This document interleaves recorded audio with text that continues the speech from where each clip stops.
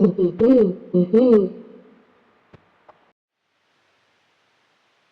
I'm E.T. Lewis and welcome back to Nocturnal Reviews, and today is an announcement video. This is going to be an announcement heavy week because I have another announcement video coming out later this week. So, it is time for the Gothic Hearts Reading Challenge, created and hosted by Regina at Regina's Haunted Library, with co-hosts Elizabeth Sagewood, D.L. Tillery, the Mistress of Horror, Aphrodite Lee, Dahlia de Winters, and myself. So I'm going to put this down. Hold on. Not burn myself or get wax on anything.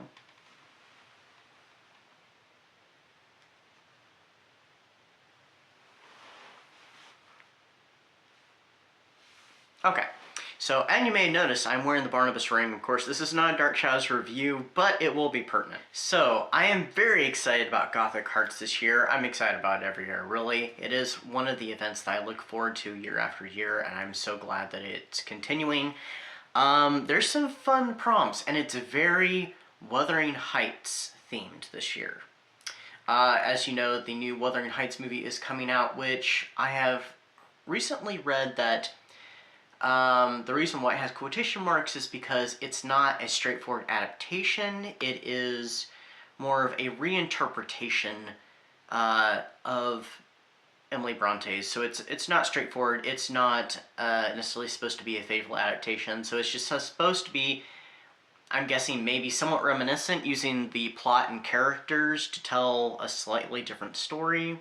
We'll see what happens. I do plan on going and seeing that. So in this video, I'm going to be going over the prompts, and then I have my pile of possibilities already set up. I was literally setting it up yesterday. I didn't wear anything very gothic-y today except for the Barnabas ring because it's really cold outside and there's snow that's still coming down, so it's very wintry here right now. So the prompts are complete 4 or more of the following. Number 1, Heathcliff's Curse. Read a Gothic romance where love becomes obsession or vengeance. 2, Love Beyond the Grave. Read a Gothic romance where one lover is dead, undead, or haunting the living. 3, Her Dark Reflection. Read a Gothic romance featuring a morally gray or dangerous heroine.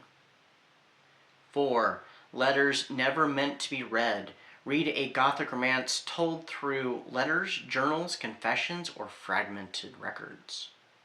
5, Love in the Fog. Read a Gothic romance set in a bleak, isolated landscape, moors, cliffs, forests, or coastal ruins. 6, A House with a Temperament. Read a book in which a home, estate, or location feels alive or oppressive. 7, The Outsider. Read a book featuring a character who never truly belongs. 8, Everyone Suffers. Read a book that makes you feel emotionally wrecked by the end.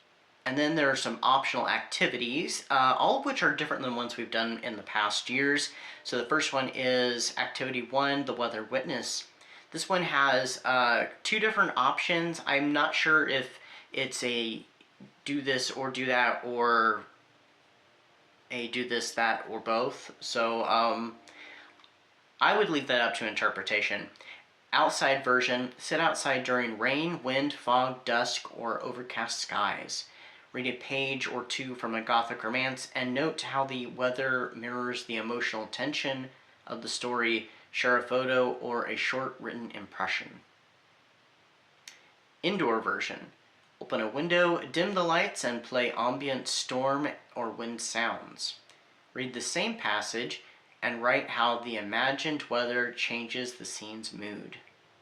Activity 2, The Heart's Confession.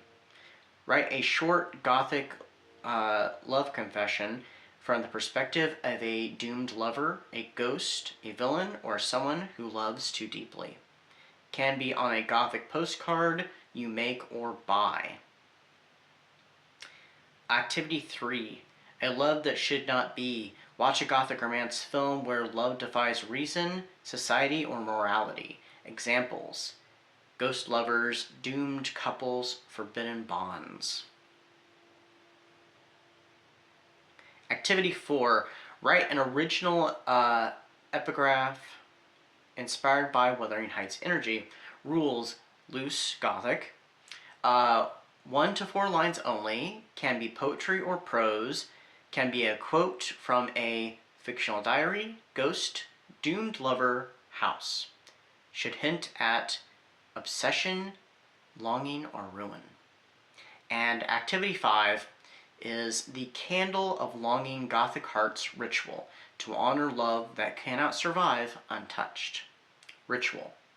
1. Light a candle beside your current Gothic romance. 2. Read a passage involving yearning, distance, or unspoken desire. 3. Let the candle burn for the length of the scene, then extinguish it slowly. 4. Write in your journal on this question: what does this love demand, and what does it destroy? Please take all safety precautions in the above activity. So I don't know how many of the activities I'm going to get to. It all depends, because you never know these days with life, but I'm going to try to do all of them. Alright, I do not have recommendations this year, but I do, however, have my pile of possibilities, which I just did yesterday, actually. So I have 7 reads/listens. So my first one is this one right here, which I actually pulled this one out before the prompts were even dreamt up and finalized, because I was like, Wuthering Heights, I have a book that I really want to tackle, and this is Wuthering Bites by Sarah Gray. So this one is a reimagining of Wuthering Heights, where I think Heathcliff is half vampire, which kind of goes back to how he's described in the original novel as being kind of vampiric. Taking it literally this time. I'm not sure much more about this book. I've had it for a couple years now, at least 1 or 2 years anyway. Got this at my current local book haunt, so I'm looking forward to reading that. Next up is a listen, actually. So this is The Bone Witch by Rin Shipeko. This one I ran into a few years ago, and I was kind of curious about it, and I saw it was on, it was free on Audible currently with my subscription, which is going to run out at the end of February. So I was like, well, I'll check that one out. So this is part of a trilogy. Then, since I'm planning on going to see Wuthering Heights, and I'm also going to be reading Wuthering Bites, I kind of wanted to revisit the original story, but I really didn't want to reread the novel. I don't have the novel anymore. So I was curious about a full cast audio drama version, and there's a couple of them out there, but I selected the one from 2018 that was done by BBC Radio 4. So I'm going to be listening to the Wuthering Heights audio drama. Next up is this one I've had for several years now. I've actually had it since I got a tablet for ebooks. So this is The Shadows of Stormclough Hall by Lauren Smith. This is a modern Gothic. I think it's said to be kind of a spicy Gothic, and I didn't realize it's part of a series. I'm thinking at the time I got it, it was a standalone, but I'm not sure, maybe not. And there are a couple different cover variations that have come out since. I like the original cover, which is what my ebook has.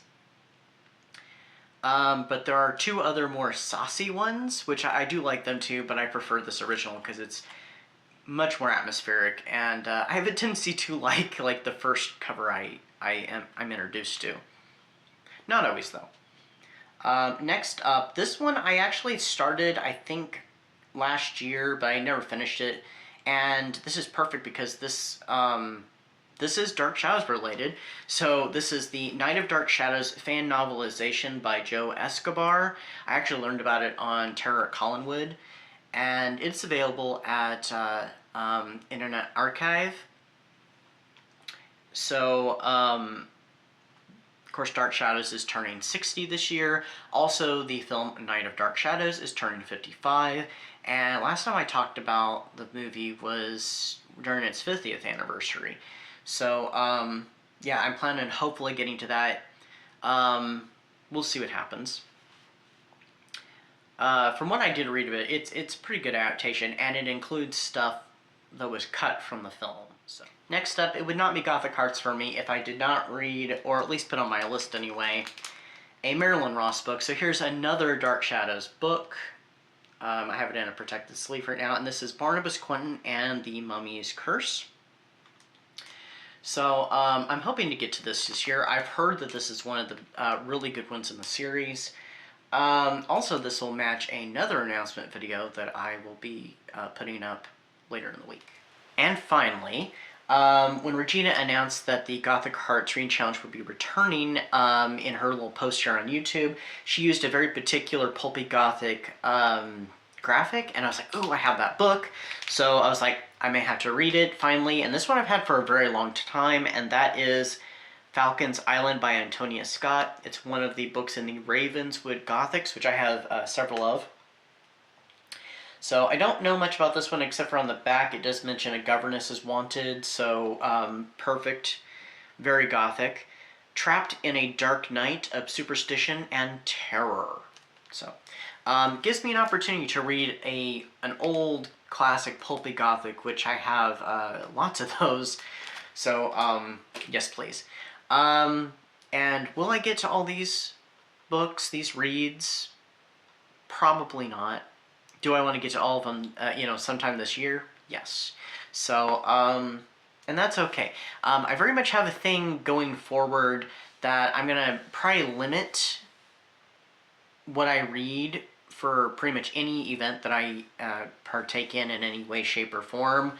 And if I have to run over, that's perfectly okay, because, life sometimes has a tendency to get in the way, and so either has us to, makes us have to cut things short, or have to delay things, and so we may go over the time limit of, if something's like a week long, or a couple weeks, or a month long, or whatever, may have to go a little over, and that's okay too.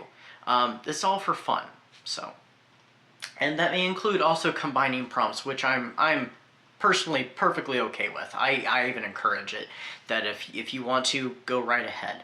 I don't see anything wrong with that, but yeah, so unfortunately life gets in the way and you have to make some alterations. So anyway, I hope you are all staying safe and warm, and I hope you're all excited and will be joining us for the Gothic Hearts Reading Challenge this year. I'm very excited, and I will see you all very soon with another announcement video later this week. So until next time, stay safe, stay spooky, and I'll see you then. Bye-bye.